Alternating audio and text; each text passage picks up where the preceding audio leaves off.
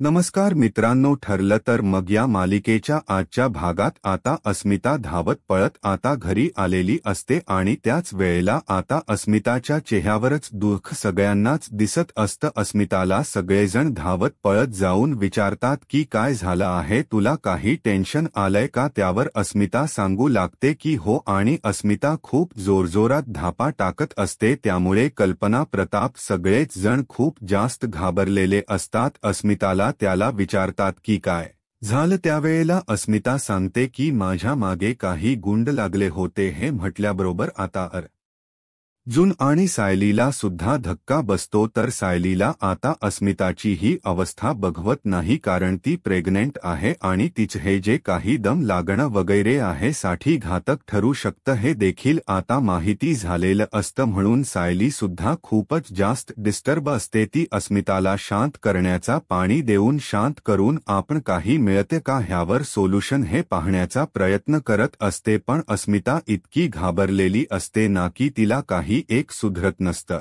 म्हणजे फक्त तिच्या डोळ्यासमोर ते चित्र सारखं उभं राहत असतं की तिच्या मागे ते गुंड आहेत ते तर कल्पना बिचारी तिला शांत करत असते, पण त्याच वेळेला सायलीच्या लक्षात येतं, वेळेला अस्मिता ताई आल्या होत्या तेव्हा माझ्या फोनवर अननोन नंबरने कॉल येत होता, नक्कीच हा अननोन नंबरचा कॉल महिप्तचा असू शकतो हे देखील सायलीला आता पूर्णपणे शंका आलेली होती। त्याच वेळेला आता अस्मिताला पूर्ण हिस्ट्री विचारली जाते, त्यावर अस्मिता सांगत असते की मी माझ्या घरातून निघाले तेव्हा माझ्या मागे 2 गुंड होते।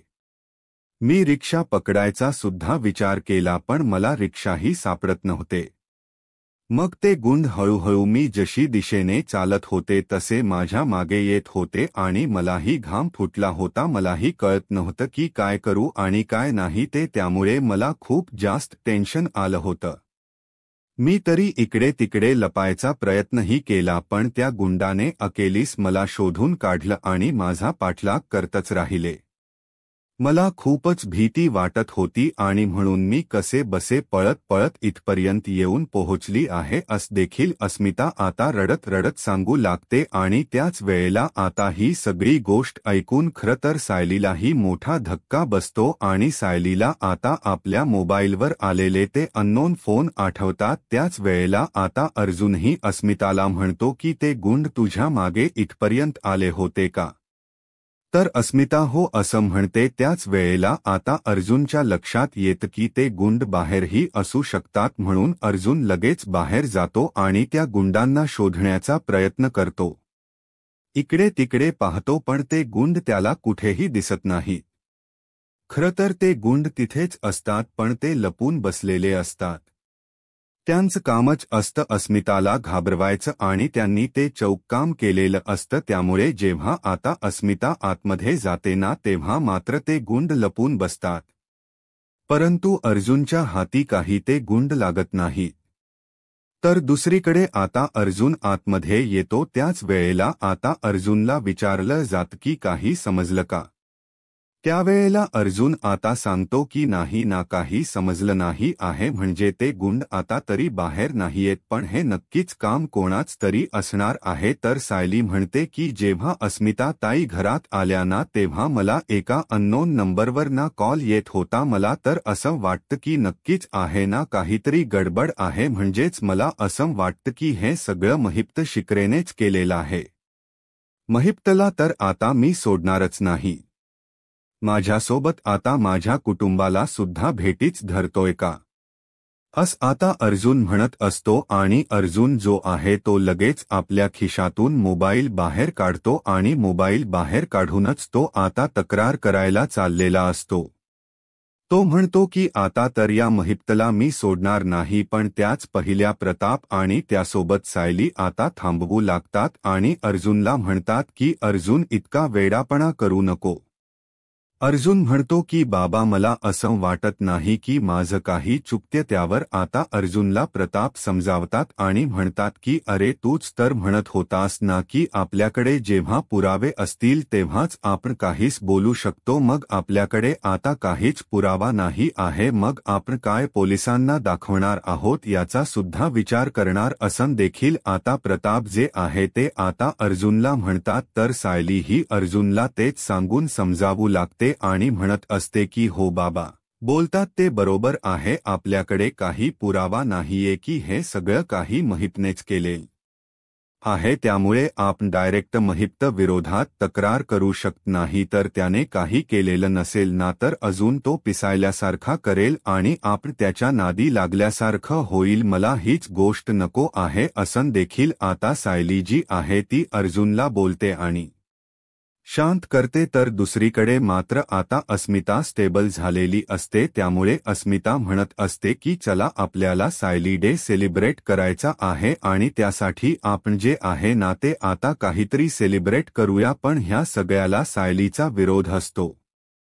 सायली सरळ सांगते की बाळ बस करा, हे सगळं मला काहीच मान्य नाहीये, पुरे करा आता हा सायली डे सेलिब्रेट करणं. मला हा दिवस आहे ना असा नाही घालवायचा आहे, माझा दिवस चांगला घालवायचा आहे, अशा आठवणी माझ्या दिवसाच्या नको आहेत असं देखील सायली आता रडून बोलत असते. त्याच वेळेला अस्मिता तिथे येते आणि अस्मिता सायलीला समजावते आणि म्हणत असते की उगाचना कसलाही विचार करू नकोस, मला तसही ते गुन्हा घाबरवायचा प्रयत्न करत होते, ते काही माझ्या जीवावर उठणार नव्हते, हे तर आहेच ना. म्हणजे त्यांना जर काही करायचं असलं असतं तर नक्कीच यांनी केलं असतं, पण त्यांना इतकं चान्स असूनही त्यांनी मला काहीच केलं नाही. त्यांनी फक्त माझा पाठलाग केला, मला घाबरवायचा प्रयत्न केला, हे सुद्धा त्यांनी कोणाच्या तरी सांगण्यावरनं केलं असेल, पण मी तर सुरक्षित आहे ना. मग आपण त्याच गोष्टींचा विचार का करायला हवा नाही? मला या गोष्टी पटतच नाहीये. आपण आहे ना या सगळ्या गोष्टी विसरून जाऊया आणि आपण आपल्या नवीन कामाला लागूया. म्हणजेच ना मला असं वाटतं की आपण लवकरात लवकर जे आहे ते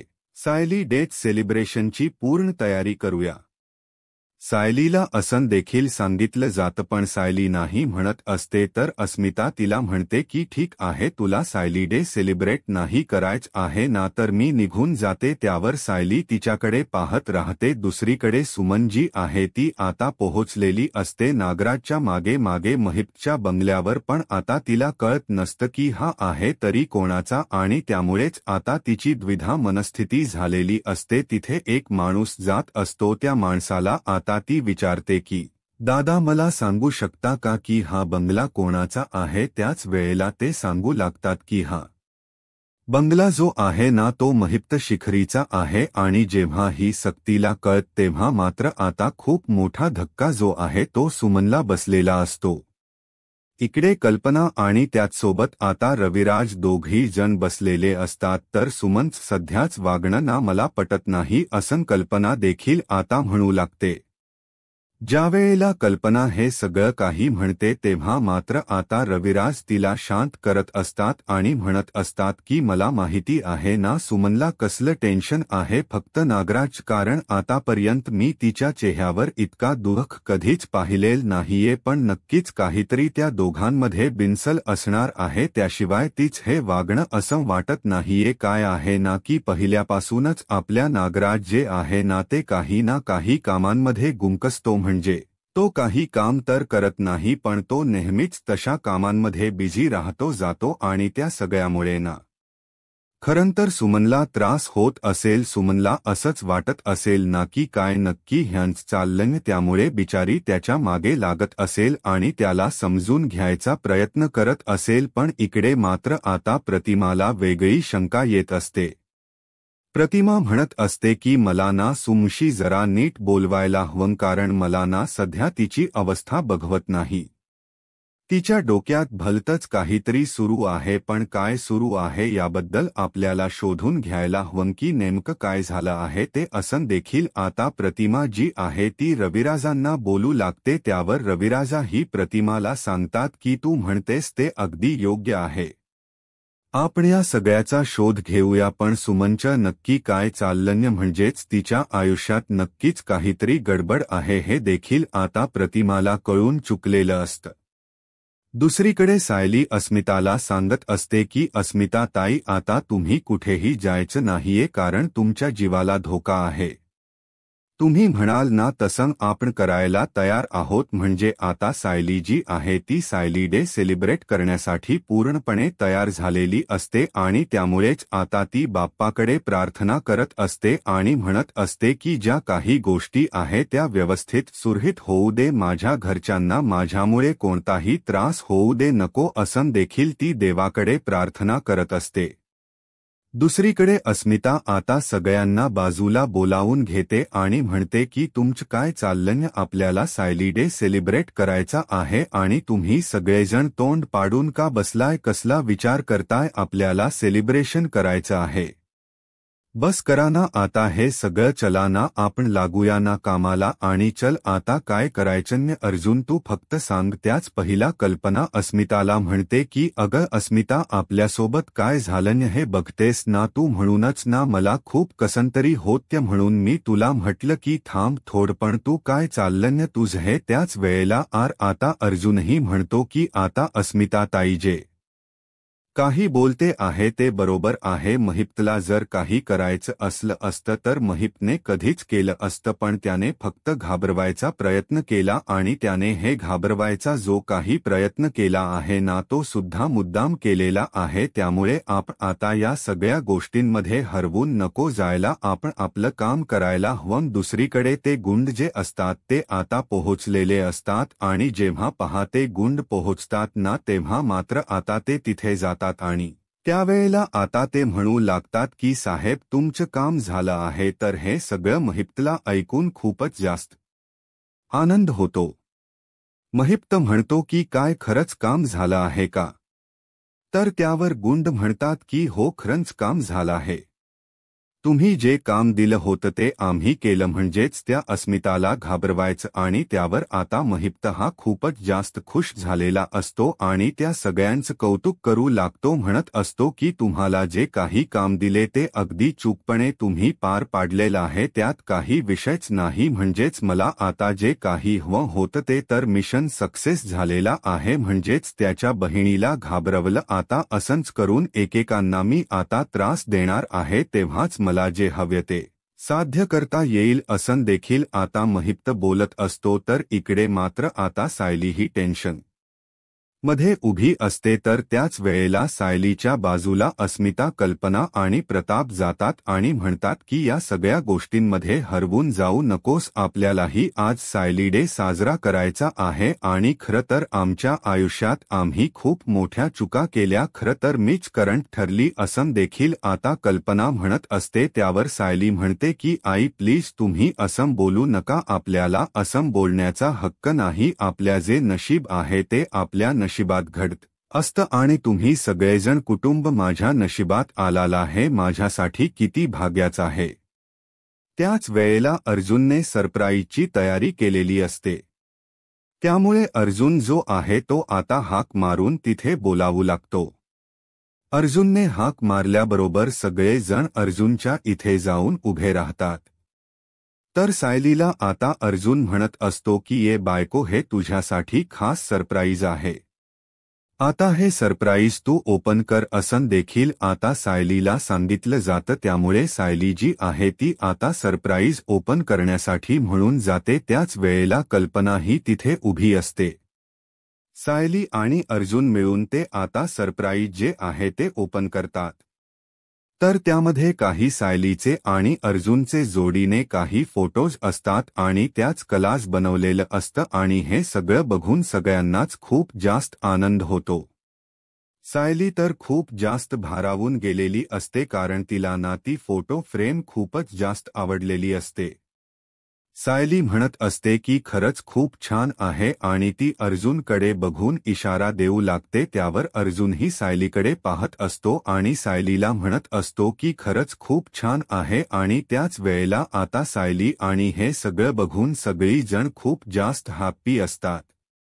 दुसरीकडे महिप्त जो आहे तो सुद्धा आता विचार करत असतो की नाही काही झालं तरी सुद्धा आपल्याला ज्या काही गोष्टी हव्या आहेत त्या तर साध्य व्हायलाच हव्यात ना, म्हणजे तुम्ही जे काही काम केले त्यासाठी तुम्हाला माझ्याकडून तर मिळायलाच हवी, आणि असं बोलून त्यांच्या आते ते कौतुक करू लागतात. त्यावर महिप्तला ते गुंड म्हणत असतात की ती खूपच घाबरली आहे, आपण जे ठरवलं होतं ते तर साध्य झालेलं आहे असं देखील आता ते गुंड जे आहे ते आता महिप्तला बोलू लागतात. त्यावर महिपतही खूप जास्त खुश होतो. महिप्त म्हणत असतो की असंच एक एक करून सगळे यांना अडकवणार आणि मला जे हवं आहे ते मी साध्य करणार असं देखील त्याचं आता सुरू असतं. तर पुढे मात्र आता पाहायला मिळतं इथे आता असे सगळे फोटोज बघितल्यानंतर घरातले खुश असतात, मात्र आता इथे अस्मिता जी आहे ती बोलू लागते की नाही मला तुम्हाला एक गोष्ट सांगायची आहे, ती म्हणजे बघा ना या गोष्टी याच्यामध्ये एक गोष्टीची कमी आहे. त्याच वेळेला आता अर्जुन म्हणतो की प्रत्येक वेळेला काही ना काही तुला करावलाच लागतं का, म्हणजे मी काही गोष्टी आणल्या तर त्यामध्ये काही ना काही प्रॉब्लेम करण्यामध्ये तू तर माहिरच आहेस असं आता अर्जुनचं म्हणणं असतं. त्यावर अस्मिता म्हणते की जी चूक आहे ती तर सांगायलाच हवी ना, मग काय ती चूक काय लपवून ठेवणार का मी. आणि त्याच वेळेला आता ते फोटोज सगळ्यांना अस्मिता नीट बघायला सांगते. त्याच वेळेला सगळेजण ते फोटोज जे आहे ते एकदम नीट निरखून पाहत असतात, आणि जेव्हा ते फोटोज निरखून पाहिले जातात ना तेव्हा मात्र सगळीच जण आता म्हणू लागतात की काय झालं आहे, तू कशाबद्दल बोलत आहेस. त्यावर अस्मिता म्हणते की बघा यामध्ये सायलीचे सगळे फोटो जे आहेत ते लग्नानंतरचे आहेत, पण सायलीचे लग्नाआधीचे फोटो एकही नाहीयेत, हे सुद्धा असायला हवे होते ना असं देखील अस्मिता आता म्हणू लागते. त्यावर कल्पनाला सुद्धा हे म्हणणं पडतं, पण सायली लगेचच म्हणते की नाही हो अस्मिता ताई, कसं ना आमच्या जेव्हा आम्ही आश्रमात राहायचो ना तेव्हा तिथे कोणाकडे कॅमेरा किंवा मोबाईल्स नव्हते हो असे फोटोज काढायला, त्यामुळे आमचे असे फोटोज नाही. त्यावर मात्र आता जी अस्मिता असते ती म्हणू लागते की शाळेच्या आयडी कार्डवरचा फोटो हा सुद्धा असूच शकतो ना, म्हणजे तू शाळेत जात होतीस मग तेव्हाचा ते आयडी कार्ड या सगळ्या गोष्टी असं. जेव्हा आता अस्मिता बोलते तेव्हा मात्र अर्जुनच्या डोक्यात कल्पना येते, कारण अस्मिताने स्वतःहूनच एक क्लू दिलेला असतो, त्यामुळे अर्जुन त्या गोष्टींमध्ये हरवून जातो. पण त्याच वेळेला मात्र आता सायली म्हणत असते की मधुभाऊ आमच्यावर खूप जास्त प्रेम करायचे, लक्षही ठेवायचे आमच्यावर, पण त्यावेळेला या सगळ्या सोखी सुविधा उपलब्ध नव्हत्या, म्हणजेच मोबाईलमध्ये असणारा कॅमेरा, त्याचसोबत आम्ही असे काही फोटोज काढलेले हे सुद्धा मला आठवत नाहीये असं देखील सायली म्हणत असते. त्यावर अस्मिता तिच्या लहानपणीचे किस्से सांगू लागते आणि म्हणत असते की आमच्या लहानपणी सुद्धा असंच असायचं, पण आम्ही खूप जास्त मजा करायचो आणि आमचे फोटो सुद्धा आहेतच लहानपणीचे असं देखील आता स्मिता सांगू लागते. अस्मिता जेव्हा या सगळ्या गोष्टी सांगते तेव्हा सायलीला सुद्धा हे सगळं ऐकून खूपच जास्त आनंद झालेला असतो, कारण त्यांच्या लहानपणीमध्ये अशा काही गोष्टी झालेल्या नव्हत्या आणि त्यामुळेच आता अर्जुन मात्र त्या सगळ्या गोष्टींमध्ये हरवून जातो. अर्जुनला आता अस्मिताने आयता क्लू हातात दिलेला असतो आयडी कार्डवरचा, आणि म्हणूनच तो विचार करतो की नक्कीच सायलीचा आयडी कार्ड सुद्धा असू शकतं ना, त्यामध्ये सायलीचा फोटो असेल तर आपलं कामच होईल असा देखील आता अर्जुन विचार करत असतो. अर्जुनचा आता कशाकडेही लक्ष लागत नसतं, तर दुसरीकडे मात्र आता अर्जुन ठरवतो की याबद्दल ना आपण लगेचच कुसुम ताईला विचारायला हवं, आणि म्हणून तो बाहेर जातो. दरवाजाच्या बाहेर जाऊन तो कुसुमला कॉल करतो.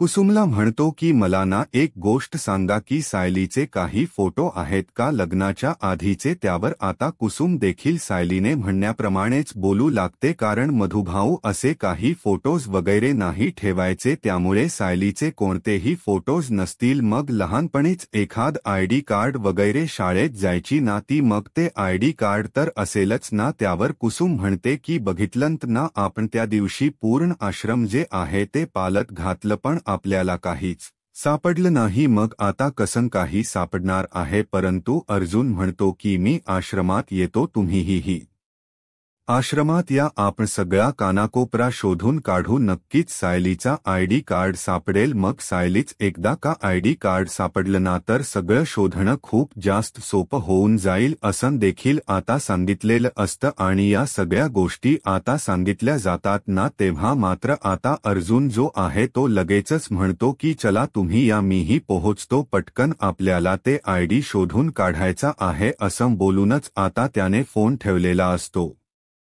कुसुमही तयार झालेली असते. कुसुमला आता पुन्हा एकदा आश्रमात जायचं असतं सायलीचा आयडी कार्ड शोधण्यासाठी. तर दुसरीकडे मात्र जेव्हा अर्जुन फोनवर बोलत असतो ना तेव्हा मागे उभी राहिलेली आता सायली तिथे असते. सायली आता अर्जुनला म्हणते की तुमचं काय चाललं आहे, आणि सायलीला अचानक आलेलं बघून अर्जुनही खूपच जास्त घाबरतो. अर्जुन म्हणतो की काय, त्यावर सायली म्हणते की तुम्ही कोणाशी बोलत होतात. अर्जुन बोलतो की मी एका कामासंदर्भात बोलत होतो. तायरी म्हणते की चला आपल्याला आतमध्ये जायचं हवं, काही काम आहेत पेंडिंग राहिलेली तीही करायची आहेत. त्यावर आता अर्जुन म्हणतो की माझं ना एक इम्पॉर्टंट काम आहे, मी लगेच करतो आणि येतो, बायको चालेल ना. त्यावर सायलीही त्याला होकार देते. सायली त्याला काहीच बोलत नाही.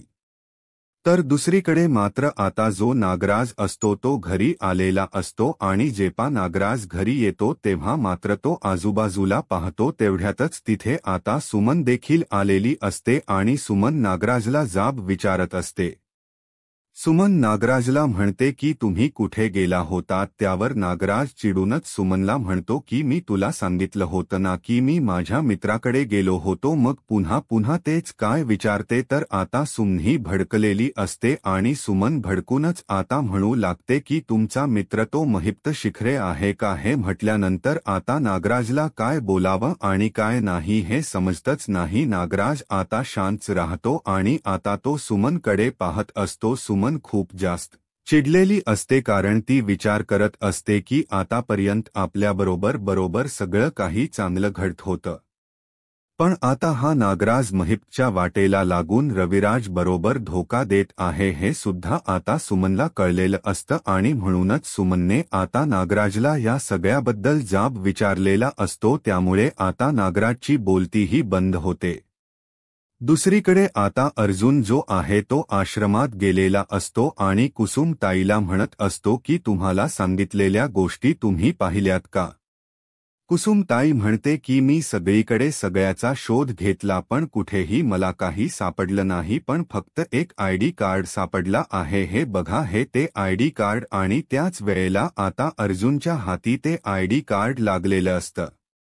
अर्जुन जेव्हा ते आयडी कार्ड बघतो तेव्हा तो खूप जास्त खुश होतो, पण त्यामध्ये सायलीचा जो लहानपणीचा फोटो असतो ना तो सुद्धा नसतो. म्हणजे ते फोटो जेव्हा जुने होतात ना तेव्हा कसे त्याच्यावर पांढरे डाग येतात तसं अगदी त्या फोटोवर आलेलं असतं. त्यामुळे आता अर्जुनला त्या फोटोमध्ये नेमकी कोण आहे हे दिसत नसते.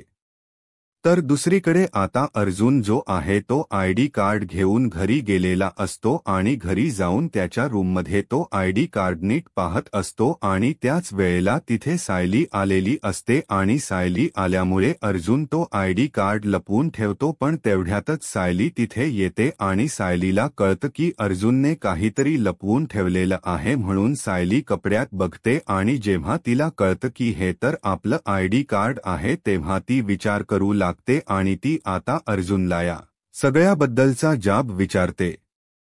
तर आता पुढे काय होईल हे पाहायला आत्ताच माझा महाराष्ट्र या यूट्यूब चॅनलला सबस्क्राईब करा. धन्यवाद.